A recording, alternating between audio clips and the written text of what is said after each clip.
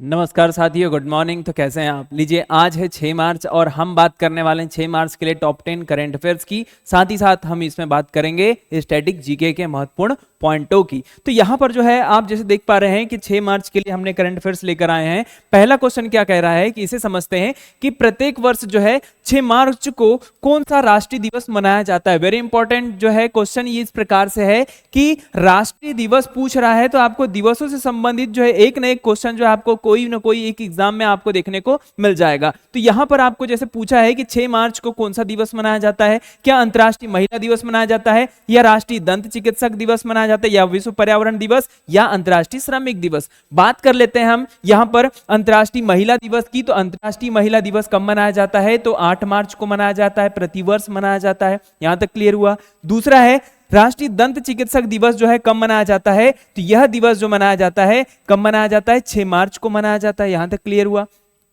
अब यहां पर जो है ये हमारा जो है क्वेश्चन का आंसर तो मिल गया है, लेकिन ये दिवस कब से मनाया जाता है? तो इस पॉइंट को आपको अच्छे से याद रखना होगा।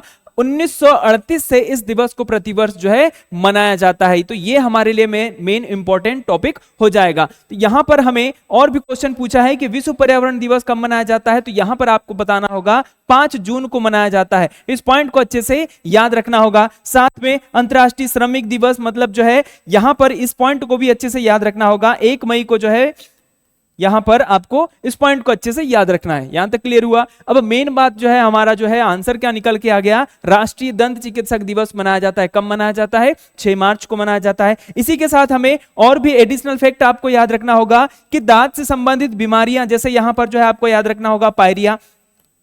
पायरिया नाम की जो बीमारी होती है किससे संबंधित होती है? तो आपको बताना होगा ये किससे संबंधित है? दांत से संबंधित है। और साथ ही में इसके साथ में और एक बीमारी आपको याद रखना होगा, फ्लोरोसिस। ये फ्लोरोसिस भी जो संबंधित बीमारी है किससे संबंधित है? दांत से संबंधित बीमारियां हैं। यहां पर हमने दांतों के बारे में समझ रहे हैं। तो वयस्कों में दांतों की संख्या कितनी होती है? तो हमें इस पॉइंट को भी अच्छे से याद रखना होगा। कितने होती है? तो 32 होती है। और साथ में अगर बचपन में दांतों की संख्या की अगर बात की जाए, लगभग 16 वर्ष से कम उम्र की बात की जाए, तो कुल मिलाकर के इसमें दांतों की संख्या जो होती है 20 दांत पाए जाते हैं। यहां तक क्लियर हुआ। तो यहां पर इसमें हमारा जो है 6 मार्च को कौन सा दिवस मनाया जाता है, इसका सही आंसर क्या निकल के आ गया? राष्ट्रीय दंत चिकित्सक दिवस। चलिए अगला क्वेश्चन है, हाल ही में किस राज्य सरकार ने, इस पॉइंट को अच्छे से याद रखना कि किस राज्य सरकार ने मुख्यमंत्री एकल महिला स्वरोजगार योजना को मंजूरी दी है। तो यहां पर जो है क्वेश्चन किस प्रकार से पूछा है, इस पॉइंट को देखिए कि मुख्यमंत्री एकल महिला स्वरोजगार योजना। तो यहां पर जो है इसमें होगा क्या कि 50% जो है यहां पर जो है जितने भी राशि दी जाती, जैसे यहां पर जो इसमें योजना के माध्यम से 2 लाख रुपए तक का जो है इसमें ऋण दिया जाएगा। किसको दिया जाएगा? महिलाओं को दिया जाएगा। और महिलाओं को क्यों दिया जाएगा? कि स्वरोजगार वो स्थापित कर सके, जिसमें सिलाई करना, साथ में कपड़ों का व्यापार करना। तो यहां पर बहुत सारे जैसे बिजनेस स्टार्ट कर सकते हैं। तो ये जो है राशि किसको दी जा रही है? महिलाओं को दी जा रही है। और महिलाओं को दी जा रही है, कितनी राशि दी जा रही है? 2 लाख रुपए तक, जिसमें सब्सिडी की मात्रा कितनी रहेगी? 50% तक रहेगी। मतलब रिटर्न कितना करना है गवर्नमेंट को? तो 1 लाख रुपए आपको यहां पर जो है वापस देना पड़ेगा। तो यहां पर जो है क्वेश्चन क्या पूछा है इसमें कि मुख्यमंत्री एकल महिला स्वरोजगार योजना की शुरुआत जो है मंजूरी किसने दी है? तो आपको बताना है वो राज्य कौन सा है। उत्तर प्रदेश है, मध्य प्रदेश है, राजस्थान है, या फिर उत्तराखंड है। तो इसमें सही आंसर, जैसे यहां पर जो है आपने चित्र देख पा रहे हैं कि ये कौन है, तो यहां पर याद रखना होगा पुष्कर सिंह धामी। आपको याद रखना होगा कौन है? पुष्कर सिंह धामी। पुष्कर सिंह धामी जो है किस राज्य के मुख्यमंत्री हैं? तो आपको यह भी पॉइंट याद रखना होगा कि ये उत्तराखंड के मुख्यमंत्री है। और इन्होंने जो है भी हाल ही में नई घोषणा की है कि मुख्यमंत्री एकल महिला स्वरोजगार को योजना को मंजूरी दे दी है। किसने मंजूरी दी है? पुष्कर सिंह धामी ने दी है। तो यहां पर हमने इस पॉइंट को समझ लिया। उत्तराखंड की राजधानी की अगर बात करेंगे तो उत्तराखंड की राजधानी क्या है? तो आपको यह भी पॉइंट अच्छे से याद रखना होगा कि उत्तराखंड की राजधानी क्या है? देहरादून आपको याद रखना होगा। देहरादून के साथ में एक और राजधानी आपको याद रखना है गैरसैंण, जिसमें आपको जो है गैरसैंण को किस प्रकार से याद रखना है कि गैरसैंण जो राजधानी है ये ग्रीष्मकालीन राजधानी है, किसकी? उत्तराखंड की राजधानी है। यहां तक क्लियर हुआ? तो इसी के साथ में हमने देखा कि उत्तराखंड की दो राजधानी है, एक देहरादून और गैरसैंण नाम की दो राजधानियां मिल गई। साथ ही हमको यहां पर याद रखना होगा कि राजस्थान की राजधानी क्या है? राजस्थान की जयपुर आपको याद रखना होगा। इस पॉइंट के हिसाब से हमने इनको समझ लिया है। मध्य प्रदेश की राजधानी की अगर बात करेंगे तो मध्य प्रदेश की क्या है?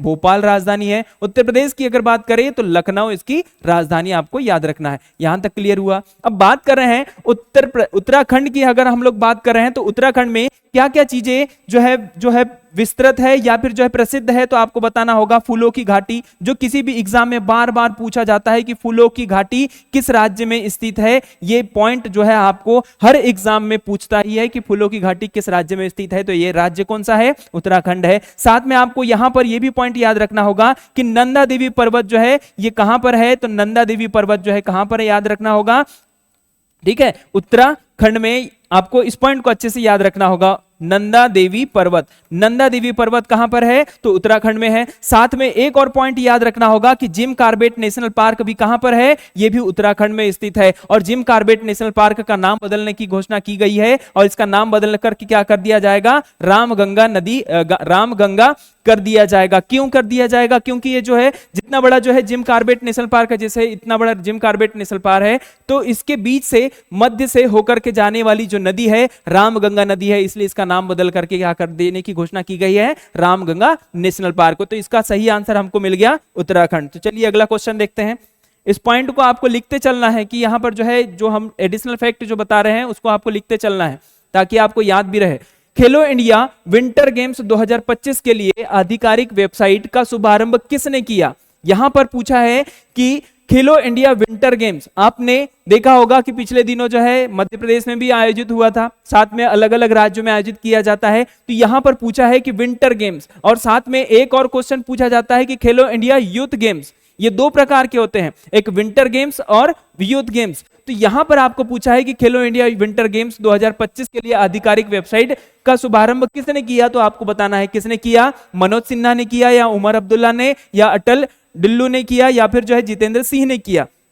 तो इसका सही आंसर आपको बताना होगा उमर अब्दुल्ला के द्वारा जो है ये जो है जम्मू कश्मीर के एक विधानसभा के सदस्य है, तो इनके द्वारा जो है सरकार के पक्ष के हैं। तो यहां पर आपको बताना होगा कि इनके द्वारा जो है खेलो इंडिया विंटर गेम्स के लिए जो है एक आधिकारिक वेबसाइट को लॉन्च किया है। और ये खेलो इंडिया विंटर गेम्स जो है 2025 में कहां आयोजित होने वाला है, तो इस पॉइंट को भी अच्छे से याद रखना होगा कि जम्मू कश्मीर में इस खेलों का आयोजन किया जाएगा। यहां तक क्लियर हुआ?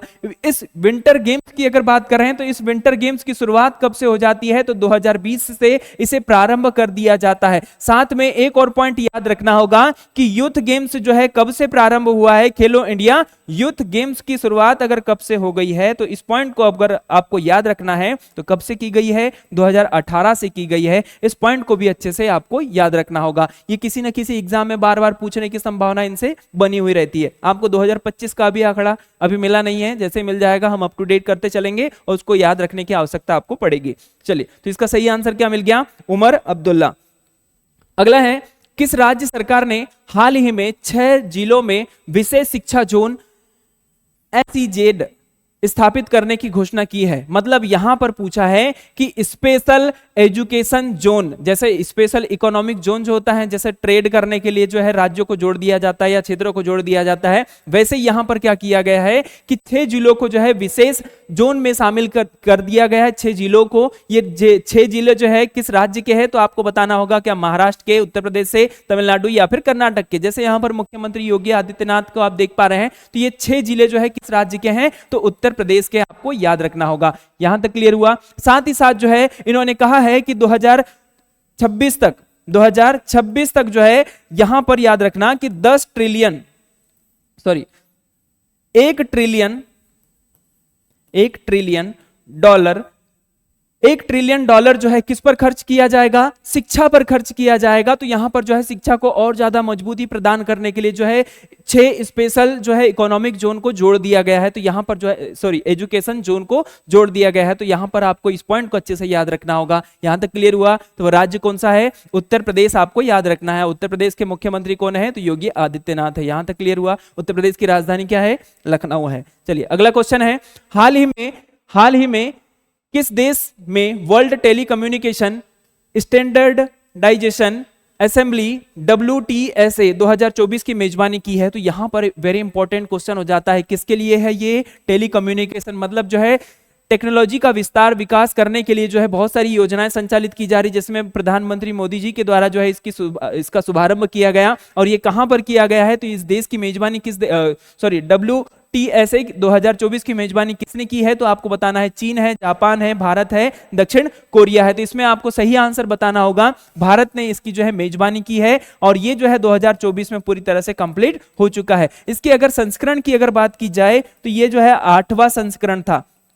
कौन सा क्रम था? 8वां संस्करण था, जो पूरी तरह से टेलीकम्युनिकेशन को पूरा स्टैंडर्ड के अनुसार जो है यहां पर जो है इसको दिखाया जाएगा। ठीक है, तो इसका शुभारंभ कहां किया गया था? तो नई दिल्ली में किया गया था। ये इस पॉइंट को अच्छे से याद रखना होगा। यहां तक क्लियर हुआ? चलिए अगला क्वेश्चन देखते हैं। भारत और सिंगापुर के बीच 12वें संयुक्त सैन्य प्रशिक्षण, 12वें संयुक्त सैन्य प्रशिक्षण मतलब जो है दो सेनाओं का प्रशिक्षण किया जा रहा है कि अगर जैसे किसी भी टाइम में अगर जरूरत पड़ जाती है तो सिंगापुर की सेना और भारत की सेना मिलकर के जो है उसमें लड़ सकती है, या फिर जो है दूसरे जो प्रतिद्वंदी जो देश है उससे लड़ सकती है मिलकर के। तो यहां पर याद रखना होगा कि ये जो सैन्य प्रशिक्षण है इसका अभ्यास कहां किया जा रहा है?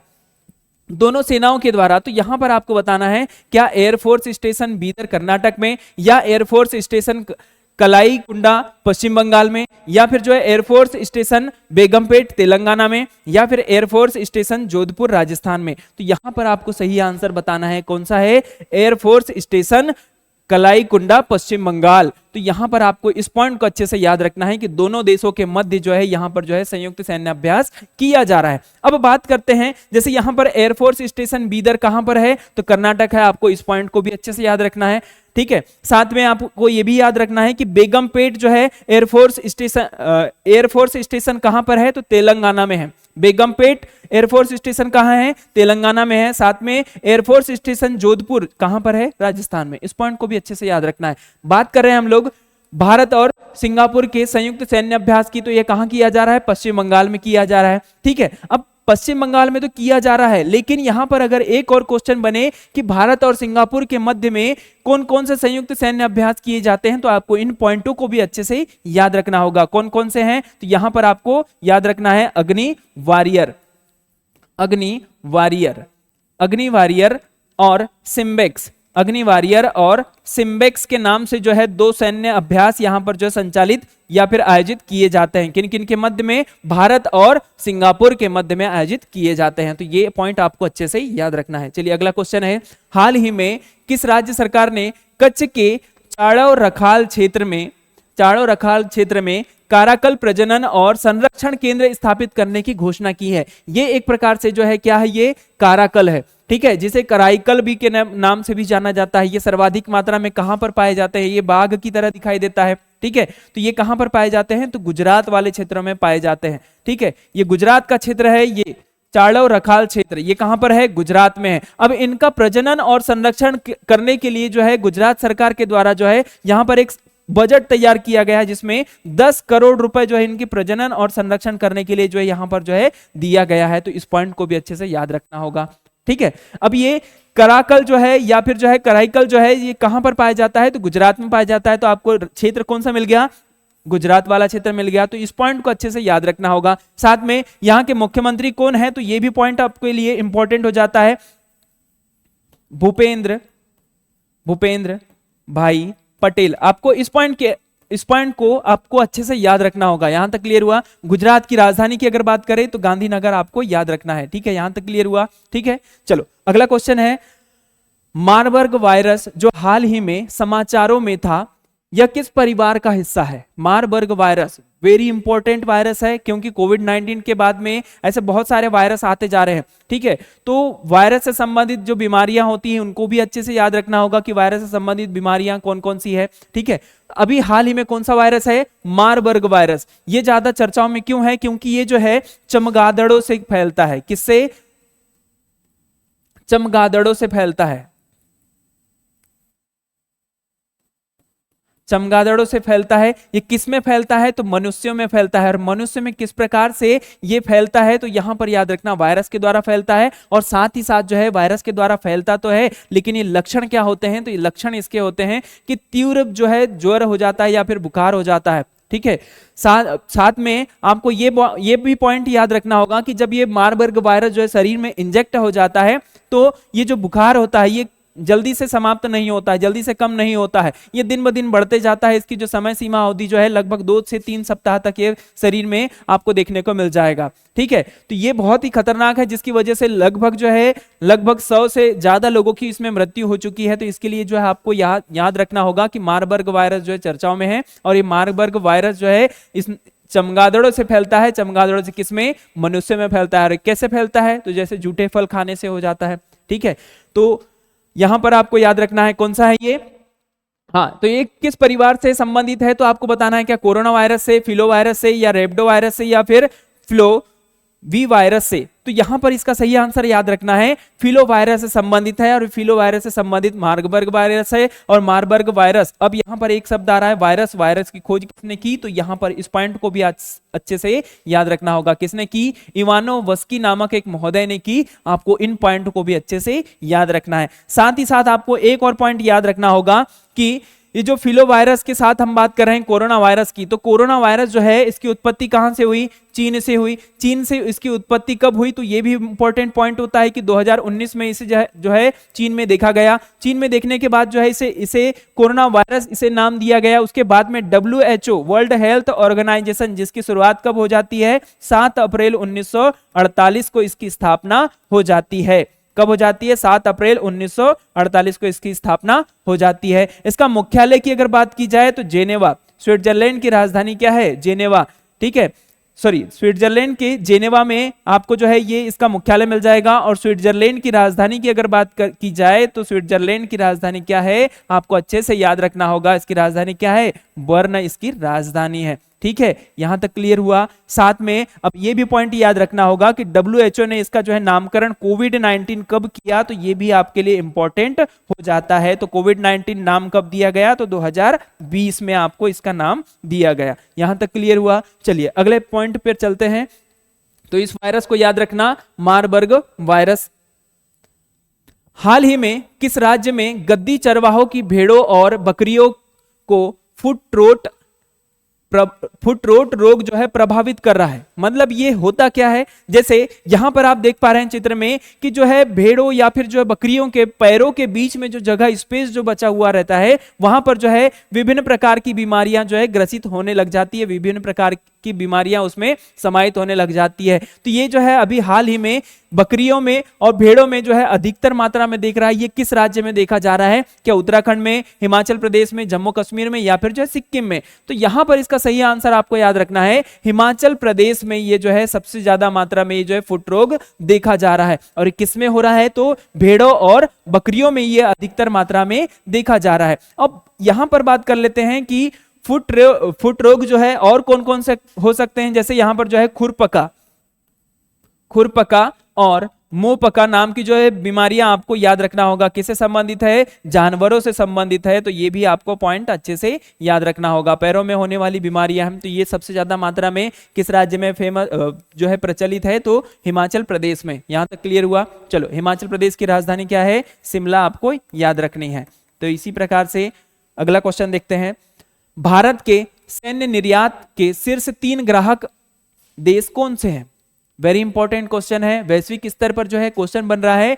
तो यहां पर आपको याद रखना होगा कि भारत के सैन्य निर्यात मतलब जो है सेनाओं से संबंधित जितनी भी मतलब जो जितने भी हथियारों की आवश्यकता होती है, उनमें 3 ग्राहक कौन से देश है? तो ये भी पॉइंट आपको बताना होगा कि 3 ग्राहक कौन से देश है। रूस है, फ्रांस है, इजराइल है, संयुक्त राज्य अमेरिका या फिर फ्रांस है, आर्मेनिया है, या Germany, Japan, Australia, Britain, Canada, Saudi Arab. इन सारे देशों की आपको स्थिति याद होनी चाहिए, पता होनी चाहिए कि ये देश कहां कहां पर है। जैसे हम बात कर रहे हैं, इसका सही आंसर आपको मिल जाएगा संयुक्त राज्य अमेरिका, फ्रांस और आर्मेनिया।